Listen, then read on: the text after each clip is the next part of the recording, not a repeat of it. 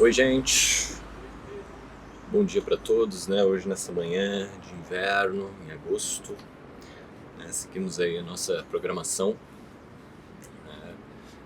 Hoje um dia, programa contrastante, né? Com essa manhã linda que a gente está aqui, né? Presenciando. A gente vai falar sobre Auschwitz e o fim da Teodiceia humana, né? Eu coloquei esse título aí. Vou pular aquela parte do resumo da outra, né? Pra gente poder ter mais tempo. E assim, um programa bem denso, né, hoje, assim, pra gente, né? Então se preparem aí, né, e vamos lá. Então assim, eu vou começar esse programa de hoje, né, com uma descrição bem rápida, né, do que foi o que a gente nomeia como Auschwitz, né? Vamos lá.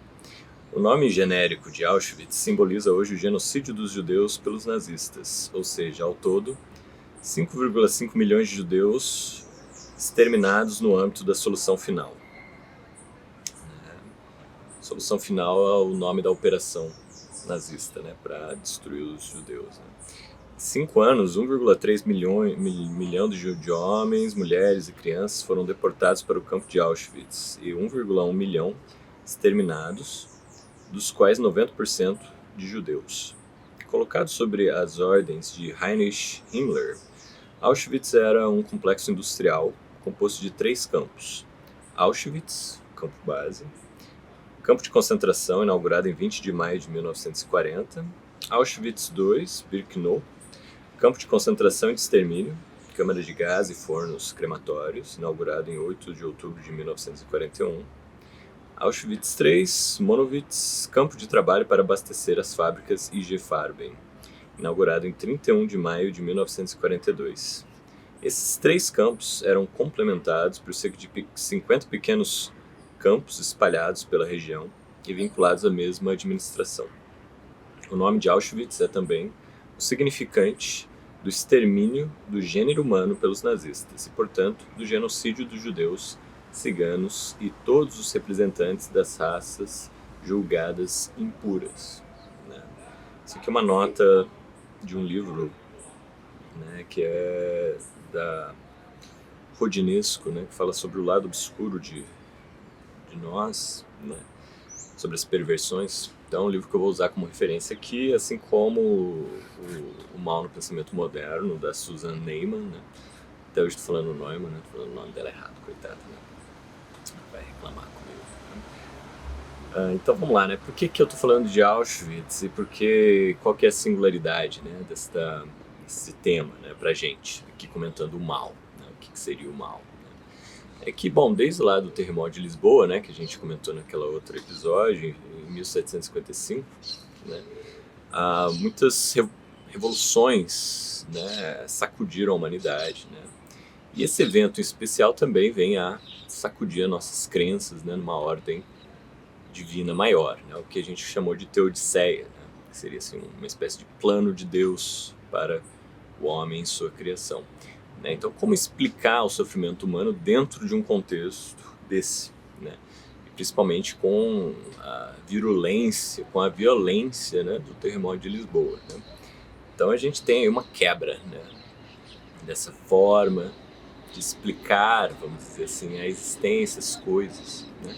E aí a gente caminha para as revoluções. Né? Por quê? Porque o homem, então, ele pensa assim, bom, já que não tem um Deus, um rei transcendente sobre nós, né, que nos organiza, enfim, já que tudo está Deus dará, já que a gente está assim meio que abandonado ao contingente, né, esse é um nome importante, né, ou seja, ao acaso, né, por que não o homem então ocupar a direção desse projeto, né, assumir o volante da história, vamos dizer, e começar a organizar as coisas, né, de forma que a gente consiga eliminar esse mal, esse sofrimento, através do desenvolvimento, então, da ciência, por exemplo, né? Ou da política, através das revoluções, né? Que vão acontecer também no século XVIII, né? Com a Revolução Francesa, a Revolução Americana, enfim, todas as revoluções da América Latina. Então, assim, né, na minha opinião, né, essa tomada do homem, do humano, principalmente, claro, né, bem localizado, né, na Europa, né, aquele berço da civilização, tudo mais, né? Então, assim, esse ideal de humanidade, de humanismo, de iluminismo, vai, digamos assim, assumir as rédeas, a dianteira, vai começar com os colonialismos, os neocolonialismos, com os imperialismos, aquela coisa toda do século XIX, né? Então, assim, ao meu ver, o humano nitidamente assume essa dianteira, o humano aí, né, eurocêntrico, vamos dizer assim, né? Esse ideal civilizacional europeu, né, vai assumir as rédeas da história, vai falar, tá comigo, né? Assim, a gente vai tomar conta desse mundo, a gente vai fazer esse mundo do nosso jeito, vamos dizer assim, né? Através da técnica, da força, né, e, digamos assim, de uma razão iluminista, né, vamos dizer. Então esse blend, né, de uma razão iluminista, de ideais aí vindos, né, a ideia de progresso, de desenvolvimento e aquela coisa toda, né, misturado com a ciência, com a efetividade, com, digamos assim, um domínio técnico, inclusive da guerra, né, e da dominação dos povos inferiores, vamos dizer, vai andando pelo século XIX e desemboca, então, no século XX. Né, e aí a gente começa uma era de grandes catástrofes humanas, vamos dizer assim. Né? E aí a gente desemboca em 1940 com o nazismo, a Segunda Guerra Mundial, e posteriormente com a descoberta dos campos de Auschwitz. Né? Então aqui eu vou ler mais uma citação da Susan Neiman. Tá? Os assassinatos centrais do século XX não foram nem fruto da paixão nem da ignorância. Superar a paixão ou a ignorância, portanto, não trazia mais o mesmo tipo de promessa. Quando os americanos brancos do Sul linchavam seus vizinhos negros, ainda havia uma esperança na ideia de civilização. Quando os alemães deportavam seus vizinhos judeus, não haviam sequer isso. Então aqui a Suzy já chega de sola, vamos dizer assim, né? Já chega falando que, olha, o nazismo e toda essa grande tragédia humana que foi Auschwitz, né, não foi fruto de um arroubo de paixão selvagem, né? Muito pelo contrário, né? Foi tudo muito calculado, né? Muito planejado, muito instrumentalizado. Né? Então, assim, foi um povo bárbaro que realizou, né, Auschwitz? Não, né? Foi um povo alemão, vamos dizer, né? Que estava no centro da Europa. Então, assim, um povo que tinha Goethe, que tinha Hegel, Nietzsche, Schopenhauer, enfim, berço de grandes pensadores. Né? Então, assim, um lugar ali que era o coração de uma civilização europeia, vamos dizer, o ápice de uma civilização europeia, foi que pariu esta coisa aberrante que é Auschwitz. Né? Então, assim, a gente não tem aí, com essa experiência, nenhum pingo de redenção mais, né, para essa ideia de civilização.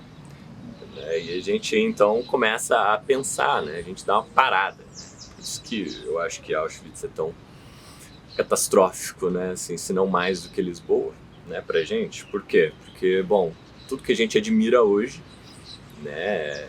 Digamos assim, que principalmente no Brasil, né? Aquela coisa das civilizações europeias, né? A gente sonha em ser um país de primeiro mundo.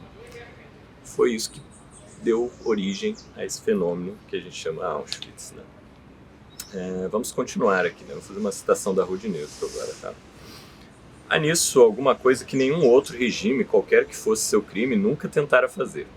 Nesse sentido, o regime nazista atingiu, a meu ver, uma espécie de limite teórico exterior. Podemos inclusive considerar um maior número de vítimas e de meios de destruição tecnologicamente mais eficazes, mas quando o regime decide, baseando-se em seus próprios critérios, que grupos não têm mais direito de viver sobre a Terra, assim como o lugar e o prazo de seu extermínio, então atingimos o limiar extremo. Do meu ponto de vista, esse limite foi tocado apenas uma vez na história moderna pelos nazistas. Né? Então, assim, né, esta é a singularidade de Auschwitz, né, segundo ela. Né? Diferente de todos os grandes atos de barbaridade do século XX, né, os gulags, Hiroshima, o nazismo inventou efetivamente um modo de criminalidade que perverte não apenas a razão de Estado, mas, mais ainda, a própria punção criminal, uma vez que em tal configuração o crime é cometido em nome de uma norma racionalizada. Ou seja, né, os nazistas diziam que estavam cumprindo ordens. Né? Então, assim, seguem uma norma racionalizada, e não enquanto uma expressão de uma transgressão ou de uma norma não domesticada. Então, assim, ali, né, em Auschwitz, né, a gente vai ter essa inflexão, vamos dizer assim, né? Muita gente hoje fica comparando, né, Auschwitz e a destruição dos judeus, né, com coisas ruins que acontecem hoje. Né?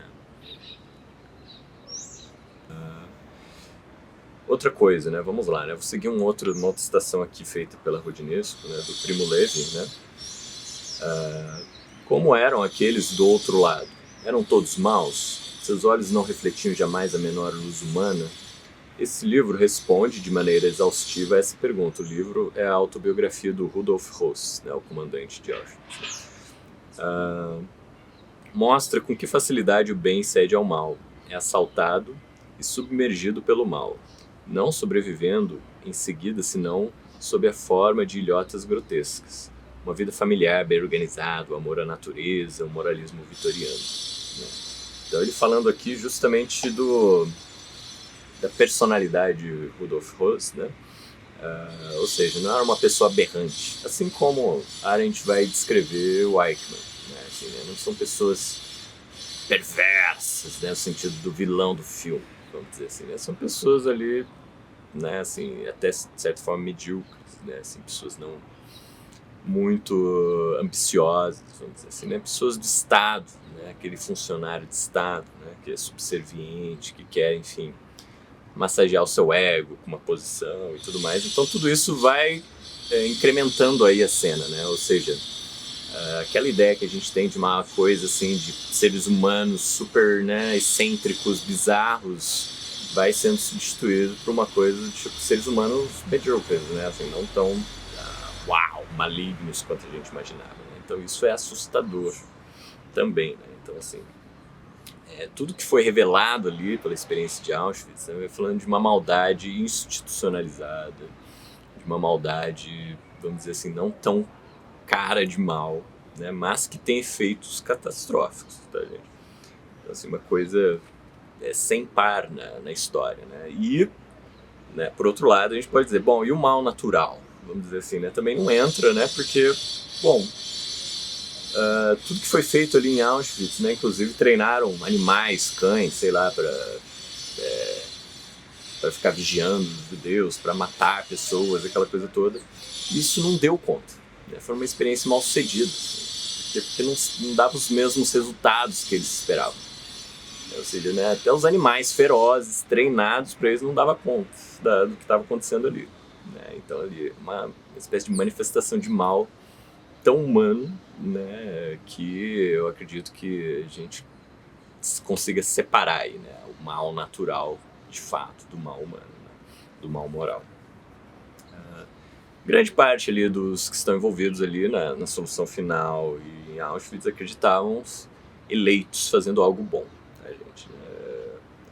Eles tinham uma certa sinceridade, vamos dizer, né, que você está Rodinesco, né? Faz acreditar o Rudolf Höss aí, né, com toda sinceridade, que as vítimas são as únicas responsáveis pelo seu próprio extermínio. Segundo ele, elas teriam querido e desejado a sua destruição. Então, de acordo com Rudolf Höss, ele estava fazendo um favor para as vítimas, né, porque elas eram todas corrompidas, pervertidas, né, e assim também o sistema nazista vai decretar, né, os desviantes e os judeus como o núcleo do mal.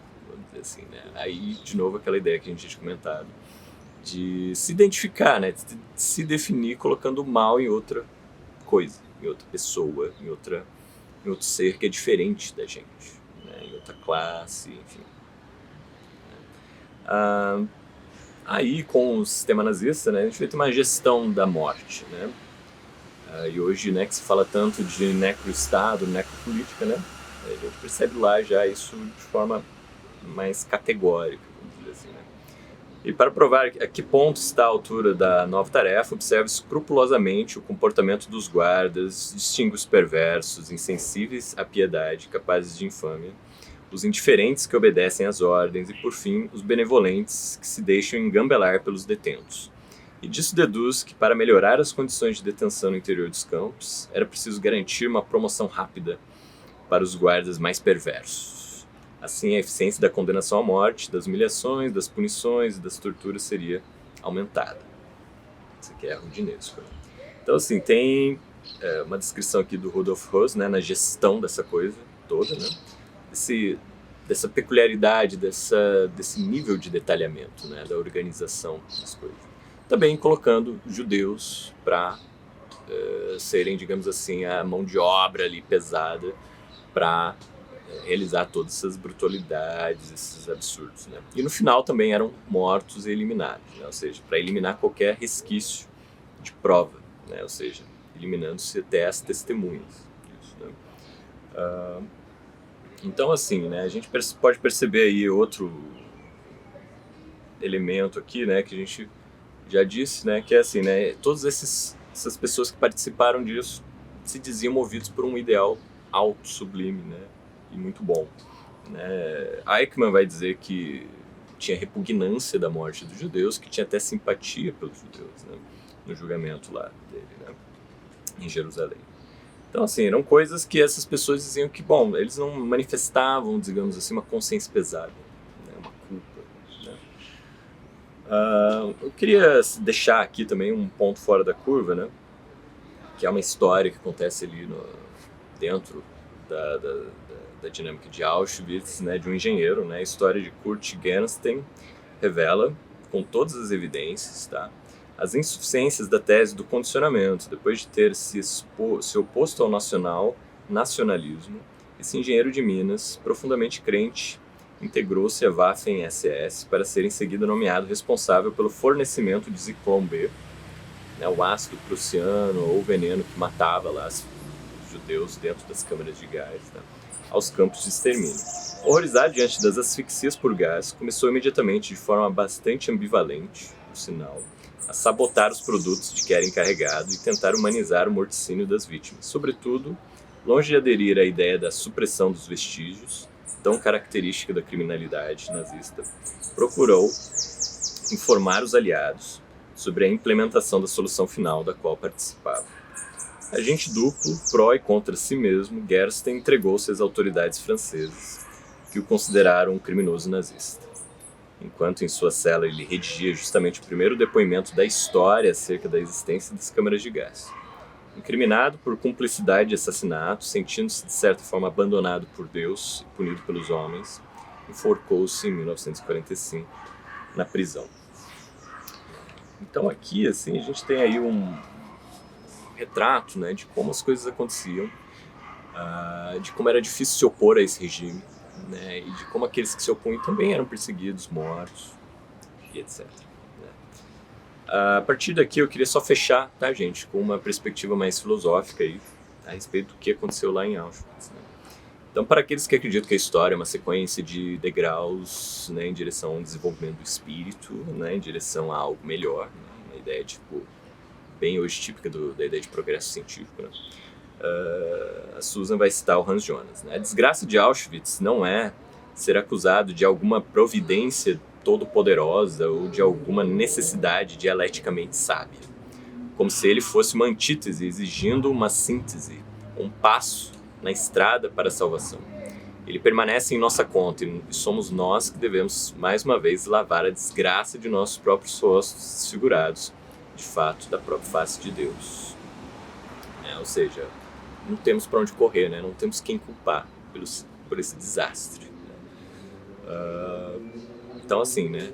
Auschwitz parece ser uma coisa completamente sem propósito, né? Assim, né? Não temos nada, na minha opinião, a aprender com Auschwitz, né? Assim, é uma coisa que valeria a pena voltar no tempo para eliminar da nossa história mesmo, né? Assim, para lutar contra isso. Assim, é uma coisa que a gente não deveria admitir sob hipótese nenhuma. Né? Assim como as pessoas hoje criticam aqueles que dizem que tem um fim, digamos assim, didático na pandemia, né? Que pensam que vão aprender algo com a pandemia. A gente tem essa mesma crítica, né? Pessoas dizendo que não, né? Não tem nada de legal na pandemia. Né? Mas Auschwitz, enfim, personifica isso com mais virulência. Né? Eu já falei da citação do Hans Jonas, né? Da Susan. Agora eu vou fazer uma citação do Agamben, né, comentando uma perspectiva mais nietzschiana, né, do que seria, digamos assim, uma poderia ser uma teodiceia humana, vamos dizer, né? Imaginemos repetir a experiência de Nietzsche, né, sob o título mais pesado dos fardos, propõe em H.E. Ciência. Certo dia ou certa noite, um demônio chega perto de um sobrevivente e pergunta: você quer que Auschwitz volte de novo e mais uma vez, incontáveis vezes? Quer que cada instante, cada pequeno detalhe do campo se repita pela eternidade, retornando eternamente em toda a sua sequência, na exata sequência que aconteceu? Quer que isso aconteça outra vez, e mais outra pela eternidade afora? Essa simples reformulação da experiência basta para refutá-la acima de qualquer dúvida, excluindo até a possibilidade dela ser proposta. Então a Agamben, de forma muito correta, né, vai criticar então esse ponto de vista nietzschiano, né, digamos assim, de um amor fati, e aí vai, né, de uma maneira de superar, né, com aquela fala, digamos assim, que não me destrói, me faz mais forte, né. Tipo assim, o que os sobreviventes de Auschwitz podem dizer que ficaram mais fortes ou que melhoraram com essa experiência, né, ou que ganharam com essa experiência? Nada, né. Por último, né, a Susan vai criticar aqui uma ideia de mal moral intencional, né, ou seja, um ideal mais jurídico, vamos dizer assim, né, de colocar justamente na intenção do indivíduo, né, assim, a responsabilidade pelos seus crimes, né. Então aqui ela diz: no mal contemporâneo, né, as intenções dos indivíduos raramente correspondem à magnitude do mal que os indivíduos são capazes de causar.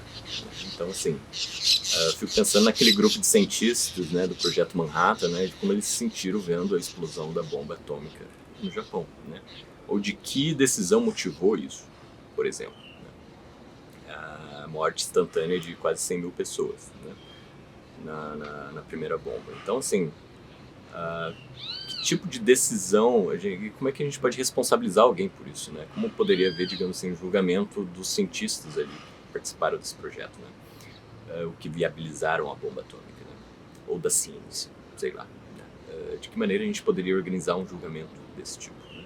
Assim como foi estranho o julgamento de Nuremberg ou de Jerusalém, né? Assim, como responsabilizar um ser tão, sei lá, tão humano ali, por algo tão aberrante, né, assim como é a morte, o extermínio de milhões de pessoas, né? Então, assim, hoje, com esse desenvolvimento técnico e tudo mais, né, assim, a gente percebe essa dificuldade justamente de responsabilizar as pessoas, né, e de processá-las, ou seja, da moral fazer sentido novamente, né? Então, assim, eu percebo que o desenvolvimento do século XX deixa bem claro que a técnica, vamos dizer assim, né, esgarçou e destruiu praticamente qualquer possibilidade de moral e justiça, né, nas formas tradicionais que a gente tinha, né, de crime, punição, responsabilização, enfim, né. Outra citação dela aqui, né, foi justamente a crença de que ações más requerem intenções más que permitiu aos agentes totalitários convencer as pessoas a passar por cima de objeções morais que, de outro modo, poderiam ter funcionado, né? Esforços maciços de propaganda destinavam-se a convencer as pessoas de que as ações criminosas das quais elas participavam eram guiadas por motivos aceitáveis, nobres até. Então aqui, novamente, né, assim, eu vejo isso muito corriqueiro hoje em dia, né? Ou seja, as pessoas dizendo que, bom, né, o tal do bandido bom, bandido morto, né, toda aquela coisa meio mais virulenta, né, no sentido de se colocar numa posição certa, vamos dizer assim, correta, né, e de, então,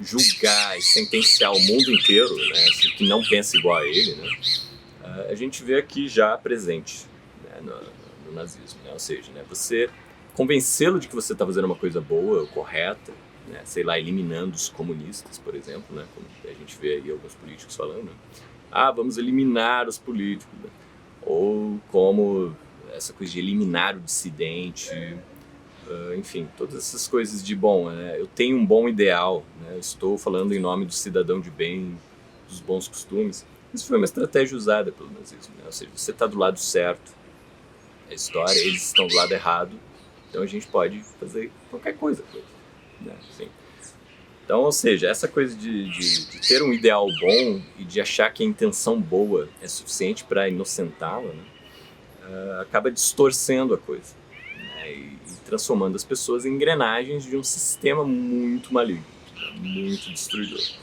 Né, e de forma que elas venham a aderir a esse sistema sem crítica, né, sem pensarem, pô, mas será que isso que eu estou fazendo é correto? Isso é um daqueles primeiros programas nossos, né, a gente vai conversar sobre isso. Né? Ou seja, se questionar, tá? Por mais que você ache correto, tá? Será que isso do qual estou participando é a melhor coisa, é algo correto? Né? Por mais que você se sinta correto. Né?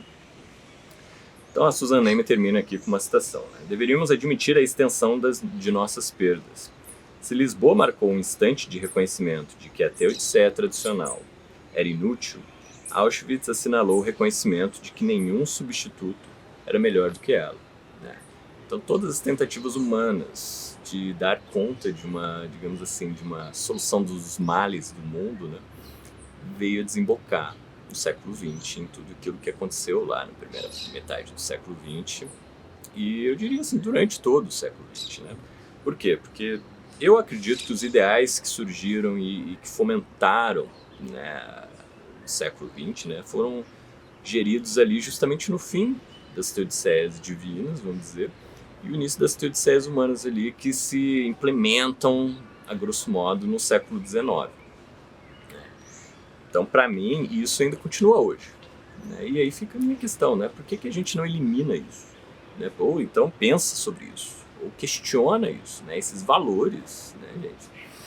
É uma coisa que me impressiona, né? Como é que a gente mantém esses mesmos valores, né? Digamos, de crescimento econômico, desenvolvimento industrial, enfim, desse humanismo meio ingênuo, né, de pensar que a razão, de que, né, a cultura europeia, etc., né, se um dia a gente virar um país de primeiro mundo, que a gente vai resolver todos os males aqui do Brasil, como é que a gente ainda alimenta esse tipo de ilusão, né, depois de Auschwitz? Eu acho isso muito engraçado. Né?